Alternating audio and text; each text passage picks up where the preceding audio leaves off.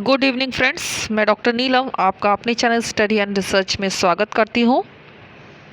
Friends, आज जो हम स्टडी करने वाले हैं वो स्टडी करने वाले हैं सी टैट और यूपी टैट के जो एग्ज़ाम होते हैं और उसमें जो हिस्ट्री के क्वेश्चन आते हैं उनकी सीरीज़ चल रही है, तो उसी पर हम स्टडी करेंगे। और इस तरह का वीडियो आपको पसंद आता है तो लाइक शेयर सब्सक्राइब करें। सब्सक्राइब करने के बाद बेल आइकन की घंटी को ज़रूर प्रेस कर लें ताकि इस तरह का वीडियो जब भी अपलोड करूँ उसका नोटिफिकेशन आसानी से आपको मिल सके। तो जो आज स्टडी होगी उस पर चलते हैं। और ये पूरी सीरीज़ बनी हुई है, जो न्यू व्यूवर है उनको मैं जानकारी देना चाहूँगी, ये एक वीडियो नहीं है, ये पूरा प्लेलिस्ट क्रिएट कर रही हूँ मैं। तो अगर आप पीछे जाके वीडियोस देखना चाहते हैं तो उसके लिंक आपको डिस्क्रिप्शन बॉक्स में मिल जाएंगे। तो सबसे पहला क्वेश्चन आ जाता है, निम्न में से किस सिंधु घाटी शहर के 2 स्थानों पर 3 हिस्से मिले थे? तो ये 3 हिस्से जो मिले हैं वो मिले हैं धौलावीरा। ऑप्शन डी हमारा करेक्ट होगा। हरियाणा टैट 2012 और 13 का ये प्रश्न रहा है। सिंधु घाटी सभ्यता में शहर सामान्यतः 2 भागों में बटे थे, परंतु धौलावीरा शहर 3 भागों में दुर्ग, मध्य और निचले नगर में विभक्त था। यह शहर गुजरात राज्य में स्थित था। निम्न में से कौन सा सिंधु समाज का सबसे मानकीकृत उत्पाद था? मानकीकृत उत्पाद, तो ये उत्पाद था। साथ में आप गैस करते जाएं, इसीलिए मैं थोड़ा सा आपको समय भी दे रही हूँ गैस करने के लिए। तो ये उत्पाद था ईंटें। ऑप्शन सी हमारा करेक्ट होगा।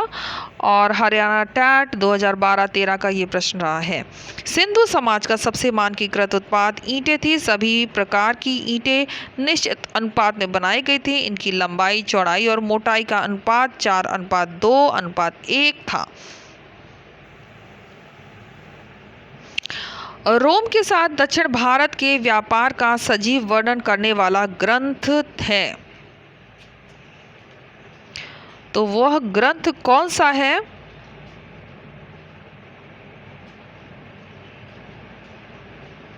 ये ग्रंथ है शिल्पाधिकारम। ऑप्शन बी हमारा यहाँ पे करेक्ट होगा।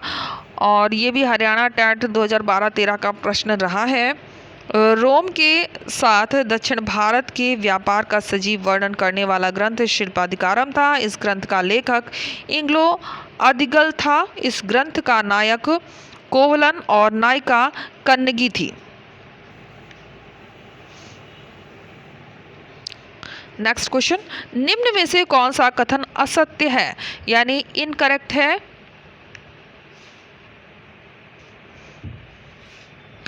तो जो कथन इनकरेक्ट है वो हो जाएगा ऑप्शन ए। वैदिक युगीन समाज में संस्कारों का हास हो गया। ये बिल्कुल असत्य दिया है, इनकरेक्ट दिया है। बाकी सभी करेक्ट होंगे। वसुधैव कुटुंबकम की भावना वैदिक काल की देन है, बिल्कुल सही है। रामायण महाभारत की अपेक्षा लघु ग्रंथ है। भारतीय समाज में बड़े बुजुर्ग को परिवार का मुखिया माना जाता था।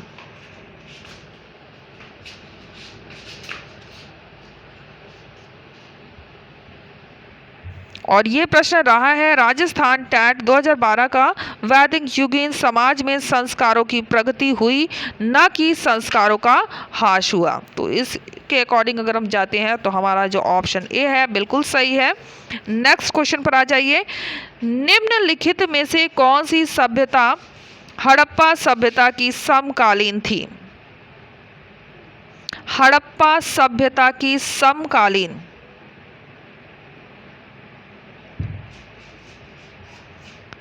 तो ये थी मिश्र सभ्यता। ऑप्शन बी हमारा यहाँ पे करेक्ट हो जाएगा।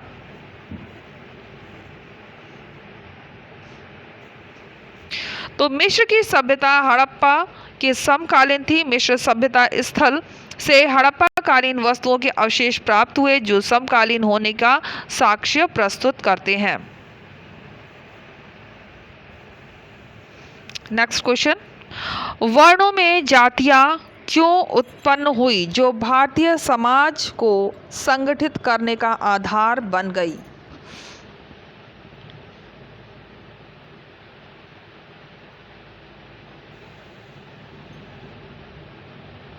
तो यहाँ हमारा जो उत्तर होगा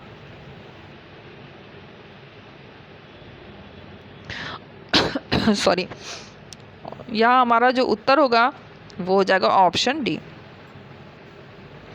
लोगों की सामाजिक व आर्थिक आवश्यकताओं में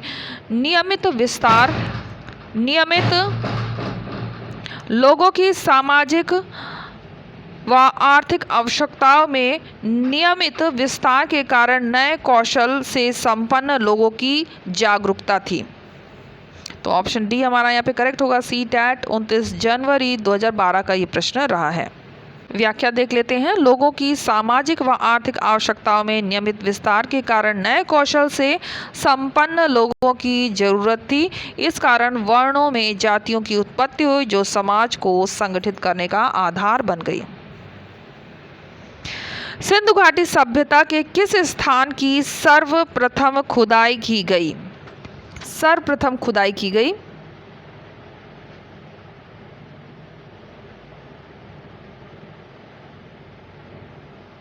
तो सर्वप्रथम खुदाई हुई है हड़प्पा की, जिसके कारण इसे हड़प्पा सभ्यता भी काफ़ी समय तक कहा गया।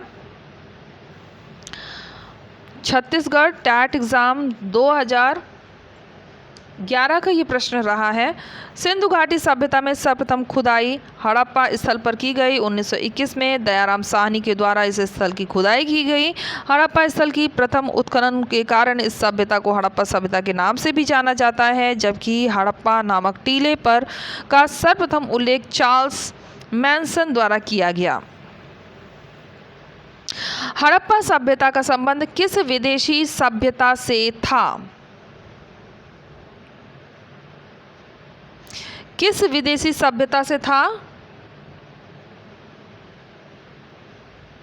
तो ये था बेबीलोनिया। ऑप्शन सी हमारा करेक्ट हो जाएगा, बेबीलोनिया। छत्तीसगढ़ एग्जाम टैट 2011 का ये प्रश्न रहा है। हड़प्पा सभ्यता का संबंध बेबीलोनिया सभ्यता से माना जाता है। बेबीलोनिया सभ्यता का उद्भव फारस में हुआ था। नेक्स्ट क्वेश्चन, निम्नलिखित में से कौन सा वेद आंशिक रूप से गद्य में है? आंशिक रूप से गद्य में है।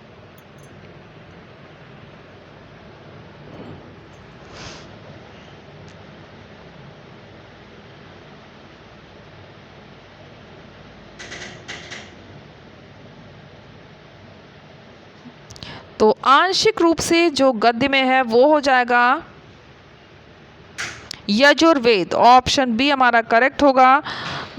छत्तीसगढ़ एग्जाम टैट 2011 का यह प्रश्न रहा है। यजुर्वेद गद्य पद्य दोनों में लिखा गया है। गद्य भाग को यजुस कहते हैं, इसीलिए नाम यजुर्वेद पड़ा। इसके दो मुख्य भाग हैं, शुक्ल यजुर्वेद, कृष्ण यजुर्वेद। यजुर्वेद में अनेक प्रकार के यज्ञों के संपन्न कराने की विधियों का उल्लेख किया गया है।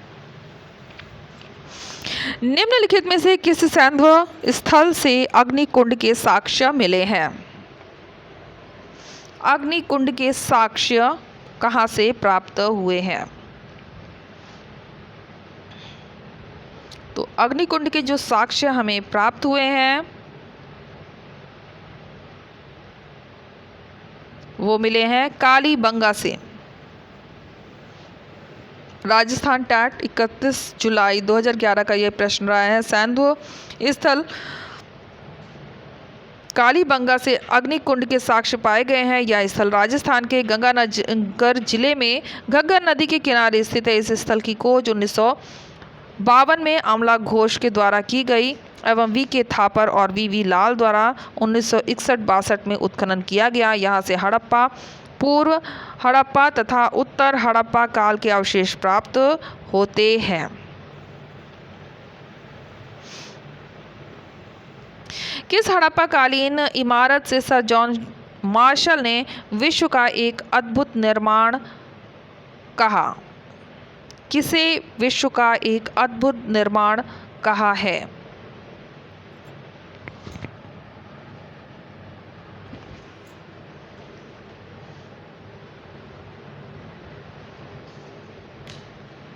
तो ये कहा गया है, ऑप्शन ए करेक्ट होगा, वृहत स्नानागार को। राजस्थान टैट 31 जुलाई 2011 का प्रश्न रहा है। हड़प्पा काल में मोहनजोदाड़ो से वृहद स्नानागार के साक्ष्य प्राप्त किए गए हैं। जॉन मार्शल ने इस वृहद स्नानागार को विश्व का एक अद्भुत निर्माण कहा है। हड़प्पा स्थल से प्राप्त अन्नागार सैंधव सभ्यता की संभावना सबसे बड़ी इमारत थी, जबकि अन्नागार मोहनजोदाड़ो की सबसे बड़ी इमारत है। नेक्स्ट क्वेश्चन, निम्न में से शहरों के किस युग्म में अग्निकुंड मिले? ये क्वेश्चन रिपीट हो रहा है, तो ये मिले हैं कालीबंगा और लोथल हो जाएगा। हरियाणा टैट 2011 का ये प्रश्न रहा है। सैंधव स्थल कालीबंगा एवं लोथल से अग्नि के साक्ष्य प्राप्त हुए हैं। यह कुंड धार्मिक कर्म कांडों का साक्ष्य प्राप्त करता है। यह कुंड धार्मिक कर्म कांडों का साक्ष्य प्रस्तुत करता है। कालीबंगा राजस्थान में घग्गर नदी के किनारे स्थित था तथा लोथल गुजरात राज्य के भोगवा नदी के किनारे स्थित पतन नगर था। लोथल से गोदीवाड़ा के साक्ष्य भी प्राप्त हुए हैं, जबकि धौलावीरा से स्टेडियम यानी खेल का मैदान का साक्ष्य हमें प्राप्त होता है। इतिहास कब प्रारंभ हुआ?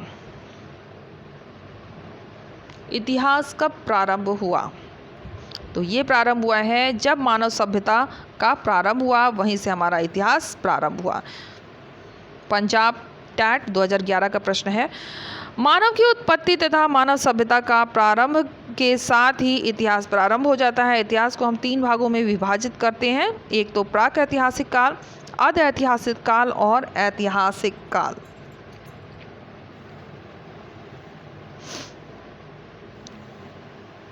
प्राक ऐतिहासिक के बारे में मैं बता दूं, कोई साक्ष्य प्राप्त नहीं होता है। अर्ध ऐतिहासिक साक्ष्य तो प्राप्त होते हैं, लिखित साक्ष्य प्राप्त होते हैं, लेकिन इन्हें पढ़ा नहीं जा सकता है, जैसे कि सिंधु सभ्यता। और ऐतिहासिक वो होते हैं जिनके लिखित साक्ष्य हमें उपलब्ध मिले हैं। प्राक ऐतिहासिक काल को आप समझ गए होंगे, जहाँ लिखित साक्ष्य हमें प्राप्त नहीं होते हैं। और अर्ध ऐतिहासिक वो साक्ष्य लिखित साक्ष्य प्राप्त हुए हैं लेकिन हम पढ़ नहीं सकते हैं। और ऐतिहासिक जहाँ हमें पूर्ण रूप से लिखित साक्ष्य प्राप्त हुए हैं, वहाँ से हमारा ऐतिहासिक काल प्रारंभ होता है। तो चलिए नेक्स्ट क्वेश्चन पर आते हैं। इतिहास के संदर्भ में सही काल क्रम है, तो कौन सा सही काल क्रम है? ये प्रश्न रहा है पंजाब टैट 2011 का। तो यहाँ ऑप्शन सी हमारा करेक्ट होगा, पॉलियोलिथिक, माइक्रोलिथिक, नियोलिथिक और मेगालिथिक।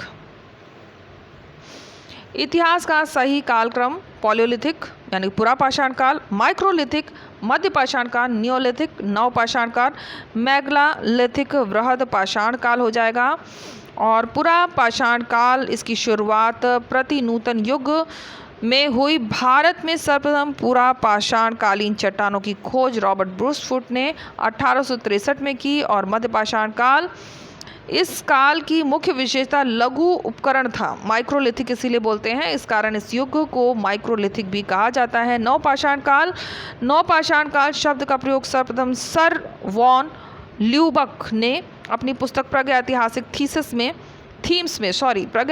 थीम्स में किया था। नवपाषाण संस्कृति की प्रमुख विशेषता कृषि कार्यों की शुरुआत, पशुपालन, पत्थरों के चिकने औजार और मिट्टी के बर्तन का निर्माण है। चावल का कृषिगत उत्पादन सर्वप्रथम कहाँ हुआ? कृषिगत उत्पादन ये हुआ है दक्षिण एशिया में। पंजाब टैट 2011 का ये प्रश्न रहा है। चावल के कृषिगत उत्पादन के सर्वप्रथम साक्ष्य हमें यांगिस नदी यानी चीन घाटी में मिलता है, जो 10,000 वर्ष पुरानी है। पुरातात्विक साक्ष्यों से पता चलता है कि भारत में सबसे पुराने चावल की कृषि के साक्ष्य कोल्डियामा बेलन नदी घाटी इलाहाबाद उत्तर प्रदेश से प्राप्त होता है, जो लगभग 7,000 वर्ष पुराना है। यह क्षेत्र एशिया महाद्वीप के अंतर्गत आते हैं। नेक्स्ट, भारत में द्वितीय नगरीकरण 6ठी शताब्दी ईसा पूर्व में हुआ था, परंतु पहला नगरीकरण लगभग कब हुआ था? तो ये हुआ है ऑप्शन ए 2500 ईसा पूर्व। पंजाब टैट 2011 का ये प्रश्न रहा है। भारत में प्रथम नगरीकरण के साक्ष्य में सिंधु सभ्यता के स्थल हड़प्पा, मोहनजोदाड़ो, कालीबंगा, लोथल से प्राप्त होते हैं और सिंधु काल 2500 और 1700 ईसा पूर्व इसका माना जाता है। सिंधु घाटी सभ्यता की लिपि है, तो ये किस तरह की लिपि है?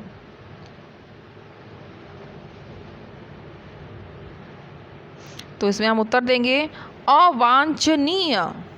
हम इसे पढ़ नहीं सके हैं, अवांछनीय। यूपी टैट 13 नवंबर 2011 का ये प्रश्न रहा है। सिंधु घाटी सभ्यता से लिपियां तो मिली है, परंतु उसका वाचन अभी तक नहीं हो पाया है, इसीलिए इसे अवांछनीय कहा जाता है। लिपियों की लिखावट के आधार पर हड़प्पा लिपि को बोस्त्रोफेदोन भी कहा जाता है। बोस्त्रोफेदोन, प्रोनाउंसिएशन में थोड़ी सी प्रॉब्लम आ रही है, आप यहाँ से वॉच कर सकते हैं इसे, बोस्त्रोफेदोन।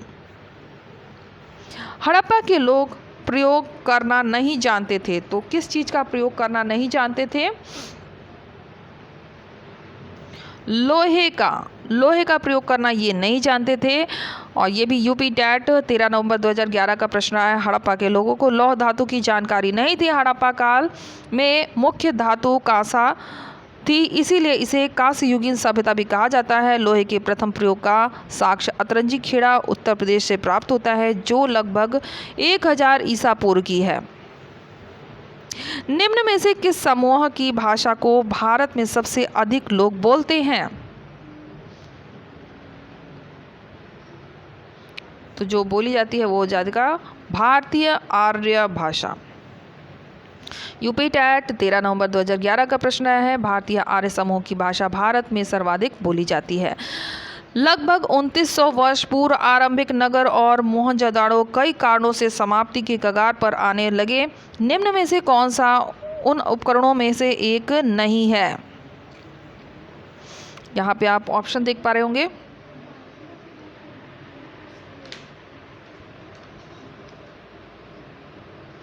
तो यहाँ हमारा जो उत्तर हो जाएगा वो हो जाएगा ऑप्शन डी, नगरों के बीच आपसी प्रतिद्वंद्विता और लड़ाई। सी टैट 26 जून 2011 का प्रश्न रहा है। हड़प्पा सभ्यता की खुदाई से उनके पतन के कारणों का अनुमान लगाया गया तथा अलग अलग पुरातत्वविदों द्वारा अलग अलग कारणों का उल्लेख किया गया। पतन के निम्न कारण थे, एक तो बाढ़, दूसरा आक्रमण, तीसरा नदियों के मार्ग परिवर्तन से सूखा, चौथा जलवायु परिवर्तन और पांचवा मवेशियों के बड़े बड़े झुंडों द्वारा चारागाह और घास वाले मैदानों को चराने में से मृदा आवरण का नष्ट होना। ध्यातव्य है कि सिंधु सभ्यता के पतन का कारण बाह्य आक्रमण था, न कि उनके बीच आपसी प्रतिद्वंद्विता और लड़ाई। तो यहाँ हमारे प्रश्न फिनिश हो जाते हैं और इस जो प्लेलिस्ट मैं क्रिएट कर रही हूँ इसका जो आगे का टॉपिक आएगा वो हो जाएगा प्रारंभिक राज्य, जिसमें जैन और बौद्ध धर्म जो उत्पत्ति हुई है 6ठी शताब्दी ईसा पूर्व, उसके क्वेश्चंस आएंगे। तो यहाँ तक हमारा क्वेश्चन फिनिश हो चुका है और नेक्स्ट टॉपिक बौद्ध और जैन आ जाएगा। तो स्क्रीन पर आप देख पा रहे होंगे ये सारे जो भी आप थंबनेल देख रहे हैं इन सभी की प्लेलिस्ट क्रिएट की गई है। इनमें से जो भी वीडियो आपको पसंद आता है वो प्लेलिस्ट में जाकर उसकी पूरी सीरीज़ देख सकते हैं। तो उम्मीद है इस तरह का वीडियो आपको पसंद आया होगा। इस तरह का वीडियो पसंद आता है तो लाइक शेयर सब्सक्राइब करें। सब्सक्राइब करने के बाद बेल आइकन की घंटी को ज़रूर प्रेस कर लें ताकि इस तरह का वीडियो मैं जब भी अपलोड करूँ उसका नोटिफिकेशन आसानी से आप तक पहुँच सके।